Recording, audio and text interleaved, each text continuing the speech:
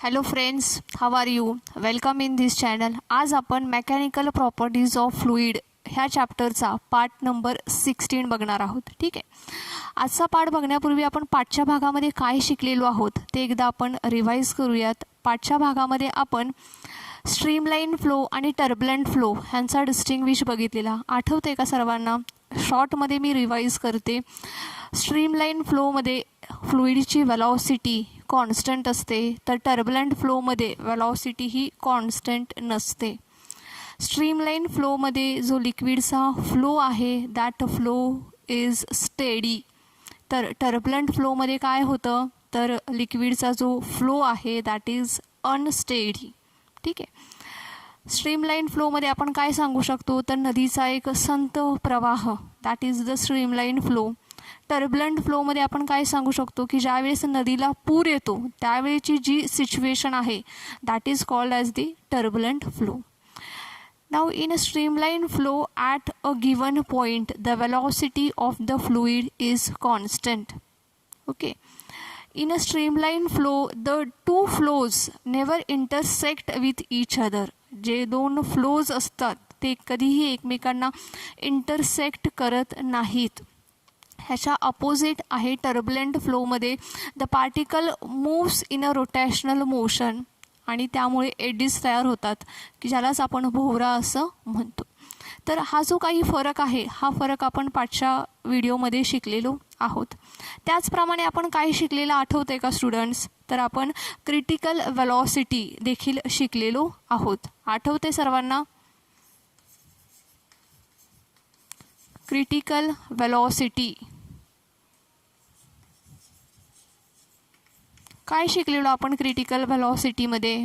तर it is the velocity beyond which, अशी velocity की ज्या वेलॉसिटीच्या वरती काय होणार आहे, तर streamline flow gets converted into the turbulent flow. स्ट्रीमलाईनचा जो फ्लो आहे तो काय होणार आहे, टर्बुलंट फ्लोमध्ये कन्वर्ट होणार आहे. लक्षात येते? अशी वेलॉसिटी की ज्या वेलॉसिटीच्या वरती काय होणार आहे, तर स्ट्रीमलाईन फ्लो कशामध्ये कन्वर्ट होणार आहे, टर्बुलंट फ्लोमध्ये कन्वर्ट होतो. The velocity above which the streamline flow gets convert into the turbulent flow is called as the critical velocity. किंवा असं म्हणू शकता, the velocity beyond which the streamline flow becomes turbulent flow is called as the critical velocity. बघा, definition तुम्हाला वेगवेगळ्या पुस्तकामध्ये, टेक्स्टमध्ये, डायजेस्टमध्ये, रिलायबलमध्ये वेगवेगळ्या वर्डिंग्समध्ये डेफिनेशन लिहिलेल्या असतील. तुम्हाला जी सोयीस्कर वाटेल, जी सोपी वाटेल ती तुम्ही रेफर करू शकता.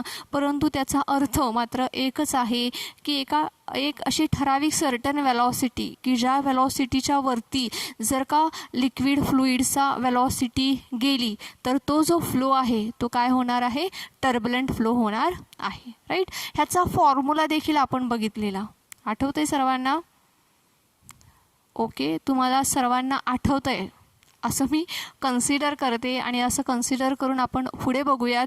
काय फॉर्म्युला होता वेलॉसिटीचा? तर VC इज इक्वल्स टू काय बघितलं होतं, RN इंटू इटा अपॉन रो इंटू D. बरोबर आहे. VC means it is the critical velocity, RN is the Reynolds number, eta is the coefficient of viscosity and rho is the density of the liquid, D is the diameter of the tube किंवा diameter of the flow असं म्हटलं तरी चालेल. ठीक आहे. ह्याच्यावरून तुम्ही काय काढू शकता, तर रेनॉल्ड्स नंबर काढू शकता. RN is equals to VC rho D upon इटा. काय काढू शकतो आपण, रेनॉल्ड्स नंबर काढू शकतो. RN is equals to VC rho D upon eta. बरोबर आहे. आता RN हा जो तुम्हाला दिसतोय it is Reynolds number. Reynolds ह्या सायंटिस्टच्या नावावरून त्याला रेनॉल्ड्स नंबर असं म्हटलं जातं. It is a pure number. हा काय आहे, एक प्युअर नंबर आहे. It has no unit and no dimension. आणि हा एक प्युअर नंबर असल्यामुळे त्याला युनिट नाही किंवा त्याला डायमेन्शन देखील नाही. आता ज्यावेळेस ह्या आर एनची value when R N is less than 1000, ज्यावेळेस ह्या आर एनची व्हॅल्यू ही 1000पेक्षा कमी असते, लेस दॅन 1000 असते, त्यावेळेस that flow is a streamline flow. अशा वेळेस तो जो लिक्विडचा फ्लो आहे, तो फ्लुईडचा जो फ्लो आहे, that flow is a streamline flow. आणि ज्यावेळेस ह्या आर एनची value crosses the 2000 means when R N is greater than 2000 असं असतं, त्यावेळेस तो जो फ्लो आहे that flow becomes turbulent flow. येते लक्षात. सो ज्यावेळेस आर एन हा 1000पेक्षा कमी असतो त्यावेळेस तो फ्लो आहे तो स्ट्रीमलाईन फ्लो असतो. तर ज्यावेळेस हा आर एन 2000पेक्षा मोठा असतो त्यावेळेस तो फ्लो कसा होतो, टर्बुलंट फ्लो असं होतो. ठीक आहे. ह्याच्यानंतर आपण काय बघितलेलं आठवते सर्वांना, ह्याच्यानंतर आपण बघितलं होतं विस्कॉसिटी. विस्कॉसिटीसाठी आपण काय केलं होतं, तर आपण 2 एक्झाम्पल कन्सिडर केलं होतं. ठीक आहे. एक वॉटर घेतलं होतं आणि एक काय घेतलं होतं, आपण हनी घेतलं होतं. बरोबर आहे. एका ग्लासामध्ये वॉटर घ्यायचं, एका ग्लासामध्ये हनी घ्यायचं आणि ते असं ओतायचं. तर काय होईल, ग्लासामधून जे पाणी आहे, वॉटर आहे, it moves with the highest velocity and honey will move with the slow velocity. पाण्याची वेलॉसिटी कशी असेल, जास्त असेल, ग्लासामधून पाणी पटकन बाहेर पडलं जाईल. हनीची वेलॉसिटी मात्र कशी असते, कमी असते आणि ते काय होणार आहे, हळूहळू ग्लासामधून बाहेर पडणार आहे. बरोबर आहे. आता पाणी पटकन बाहेर पडतं आहे म्हणजे पाण्याची विस्कॉसिटी ही कमी आहे. हनीला मधाला बाहेर पडण्यासाठी जास्त वेळ लागतो आहे, त्याची वेलॉसिटी कमी आहे because it is having high viscosity as compare to water. पाण्याच्या तुलनेमध्ये हनीची विस्कॉसिटी ही जास्त असते. राईट. सो असं का बरं होतं, तर this is due to the viscosity. हे कशामुळे होतं आहे, तर विस्कॉसिटीमुळे होते. आता ज्यावेळेस मध आपण ग्लासामधून ओततोय त्यावेळेस the some part of honey get stick with that glass. काही भाग काय होणार आहे, त्या ग्लासाला स्टिक होणार आहे. हे कशामुळे होतं आहे, तर this is due to the fluid friction. Fluid फ्रिक्शनमुळे ते होतं आहे. मग फ्लुईड फ्रिक्शन कशामध्ये तयार होतं आहे, तर fluid friction get forms within the fluid also and it get forms fluid and surrounding also. ठीक आहे. जे फ्लुईड फ्रिक्शन आहे हे कशामुळे तयार होतं आहे, तर 2 कारणामुळे. एक तर फ्लुईडच्या आतमध्ये तयार होतं आहे आणि दुसरं म्हणजे फ्लुईड आणि त्याचं सराउंडिंग ह्याच्यामध्ये देखील तयार होत आहे. राईट. त्याच्यानंतर आपण काय बघितलं होतं, तर viscous flow and non viscous flow आपण बघितलेला होता. बरोबर आहे. Viscous flow and non viscous flow.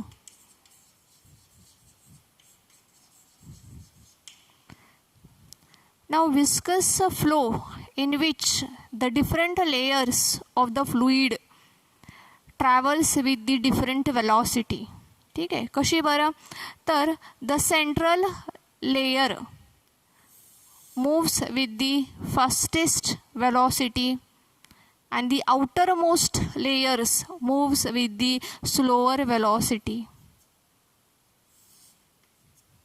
मधला जो लेयर आहे तो कसा आहे, त्याची वेलॉसिटी कशी आहे, जास्त आहे. तर हे जे साईडचे जे लेयर्स आहेत त्याची वेलॉसिटी हळूहळू कमी होत जाते. एक्झाम्पल कशाचं तुम्हाला सांगितलेलं आठवतं आहे, नदीचं सांगितलेलं. बरोबर आहे. नदीच्या पाण्यामध्ये जर का तुम्ही एंटर व्हायला गेलात तर सुरुवातीला त्याचा स्पीड कसा कमी असतो. तुम्ही नदीमध्ये अजून थोडंसं पुढे जाल तर त्याचा स्पीड थोडासा वाढेल. ज्यावेळेस तुम्ही नदीच्या सेंटरला असाल त्यावेळेस तिथं मॅक्सिमम स्पीड असेल. सेंटरच्या पुढे जर का तुम्ही जाल तर हळूहळू तो स्पीड कमी कमी होत जाईल. तर असं आपण बघितलं होतं. त्याच्यानंतर आपण नॉन विस्कस फ्लोमध्ये बघितलं होतं all the layers moves with the same velocity. Non विस्कसमध्ये काय होत आहेत, तर सगळेच लेयरची वेलॉसिटी कशी असते, सेम असते. ऑल द लेयर्स मूव्स किंवा propagates with the same velocity. आता ह्याच्यावरती आपण फोकस करूयात because this is responsible for the viscosity. विस्कॉसिटीसाठी काय रिस्पॉन्सिबल आहे तर हा विस्कस फ्लो रिस्पॉन्सिबल आहे. काय होतं आहे विस्कस फ्लोमध्ये बघा, मधल्या लेयरची वेलॉसिटी जास्त आहे, आउटर मोस्ट लेयरची वेलॉसिटी कमी आहे. कशामुळे? There is a relative motion between the different layers. कशामुळे आहे ही वेगवेगळी velocity? Because these layers experiences the opposing force. ठीक आहे, ह्या लेयर्स काय करतायत तर ते एक्सपिरियन्स करतायत. काय एक्सपिरियन्स करतायत तर अपोजिंग फोर्स एक्सपिरियन्स करतायत. So that is what is viscosity. So viscosity is the property of a fluid by virtue of which the relative motion between the different layers of the fluid experiences the opposing force. Right, now this opposing force means it is the dragging force. So the relative motion between the different layers of the fluid experiences the dragging force. So this phenomenon is called as the viscosity. ठीक आहे, आणि हा जो phenomena आहे ह्यालाच आपण काय म्हणतो? विस्कॉसिटी असं म्हणतो. नाव the dragging force is also known as the viscous drag. Dragging force म्हणजेच काय आहे तर विस्कस ड्रॅग आहे. Okay,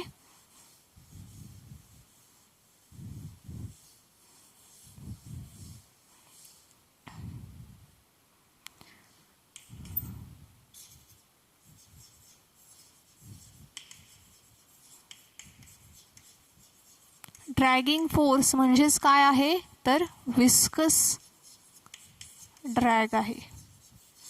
okay, dragging force is known as the viscous drag. त्यालाच आपण काय म्हणतो? विस्कस ड्रॅग असं म्हणतो. राईट, सो इथपर्यंतचा भाग आपण बघितलेला आहे. ह्याच्या पुढचा भाग आपल्याला बघायचा आहे आणि तो पुढचा भाग आहे आपला वेलॉसिटी ग्रेडियंट. आपल्याला काय बघायचं आहे? वेलॉसिटी ग्रेडियंट हा भाग बघायचा आहे. सो आपण आजचा भाग बघूयात, वेलॉसिटी ग्रेडियंट.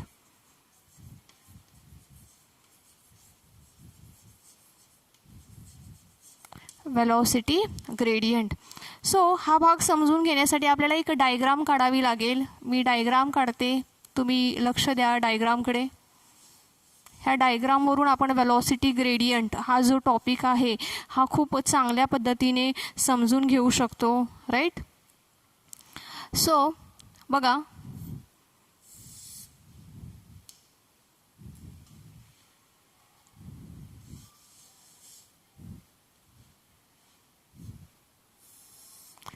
एक स्टेशनरी लेयर मी कन्सिडर करते. It is a stationary layer. काय आहे? हा एक स्टेशनरी लेयर आहे. सो स्टेशनरी लेयर म्हणजे काय? खालचा सर्वात शेवटचा टॉपिक, सर्वात किंवा त्याला आपण नदीचा म्हणतो. नदीचा जसा काठ आहे, हा काय आहे? काठ आहे, स्टेशनरी आहे तो. ठीक आहे, हा काय मूव्ह होत नाही, नदीच्या काठासारखं. आतमध्ये आपण एंटर झालं तर काय होणार आहे? लिक्विडचा फ्लो सुरुवातीला थोडासा कमी असेल, नंतर हा फ्लो काय होणार आहे? अजून थोडासा वाढणार आहे. अजून आपण आतमध्ये गेल्यानंतर हा जो स्पीड आहे तो अजून वाढेल. अजून आतमध्ये गेल्यावर काय होणार आहे? स्पीड अजून वाढणार आहे. अजून जर का आपण आतमध्ये गेलो तर काय होणार आहे? अजून स्पीड वाढणार आहे. ठीक आहे, ह्याच्यानंतर हळूहळू स्पीड कमी होत जाईल. ठीक आहे, सेंटरपर्यंत काय होतो? स्पीड हा वाढत जातो. So let us consider the velocity of this layer is V. ह्याची वेलॉसिटी आपण काय कन्सिडर करूयात? व्ही करूया. सो ह्या लेयरची वेलॉसिटी काय असेल? V plus D V. ह्याची वेलॉसिटी काय असेल तर व्ही प्लस डी व्ही एवढी असेल. ही वेलॉसिटी किती असेल मग? व्ही मायनस डी व्ही एवढी असेल. बरोबर आहे. आता स्टेशनरी लेयरपासूनचं ह्याचं जे डिस्टन्स आहे ते आपण फाइंड आउट करूया. ठीक आहे, हे डिस्टन्स बघा, हा लेयर, मधला लेयर. ठीक आहे, हे जे डिस्टन्स आहे, हे डिस्टन्स काय कन्सिडर करूयात आपण? एक्स आहे असं कन्सिडर करूयात. येते लक्षात? त्याच्यानंतर हा लेयर बघा, ठीक आहे. ह्या लेयरचं स्टेशनरी लेयरपासूनचं डिस्टन्स आपण कन्सिडर करूयात एक्स मायनस डी एक्स. हा जो वरचा लेयर आहे ह्याचं डिस्टन्स आपण कन्सिडर करूया एक्स प्लस डी एक्स. येथे सर्वांच्या लक्षात डायग्राम सर्वांना समजलेला आहे का? बघा, लेयर्स कन्सिडर केलेले आहेत. ह्या लेयरची वेलॉसिटी आपण व्ही आहे असं कन्सिडर केलेलं आहे. तर ह्याची वेलॉसिटी काय होईल मग? व्ही मायनस डी व्ही होईल. वरच्या लेयरची velocity V plus D V होईल. हा जो मधला लेयर आहे त्याचं डिस्टन्स आपण एक्स कन्सिडर केलेला आहे. तर त्याच्या खालच्या लेयरचं डिस्टन्स होईल एक्स मायनस डी एक्स आणि वरच्या लेयरचं डिस्टन्स काय होईल? X plus D x. So velocity gradient can be defined as the rate of change of velocity with distance measured from the stationary layer. काय आहे velocity gradient? तर it is the rate of change of velocity with distance measured from the stationary layer. So velocity gradient is equals to काय आहे? rate of change of velocity with distance. ठीक आहे, D V upon D X, the rate of change of velocity with distance measured from the stationary layer. आता हे जे distance आहे हे distance आपण कुठून मेजर करतोय? तर distance measured from the stationary layer. कुठून मोजतोय आपण? तर from the stationary layer. So I repeat again, velocity gradient can be defined as the rate of change of velocity with distance measured from the stationary layer. Is it okay? सर्वांना समजतंय velocity gradient म्हणजे काय आहे? तर हा काय आहे? एक रेशो आहे. कोणाचा रेशो आहे? तर वेलॉसिटीचा रेशो आहे. कोणाबरोबर? तर वेलॉसिटीचा रेशो आहे डिस्टन्स सोबत. बरोबर आहे. आणि हे जे डिस्टन्स आहे हे डिस्टन्स आपण कुठून मोजतोय? तर फ्रॉम द स्टेशनरी लेयर. कुठून मोजतोय? तर from the stationary layer. Is it okay? तुम्हाला समजलेलं आहे का? ठीक आहे. सो ह्याच्यानंतर ह्याच्या पुढचा जो आपल्याला भाग बघायचा आहे तो आहे कोइफिशियंट ऑफ विस्कॉसिटी. ठीक आहे. सो कोइफिशियंट ऑफ विस्कॉसिटी हा भाग आपण आता बघणार आहोत. Coefficient of viscosity.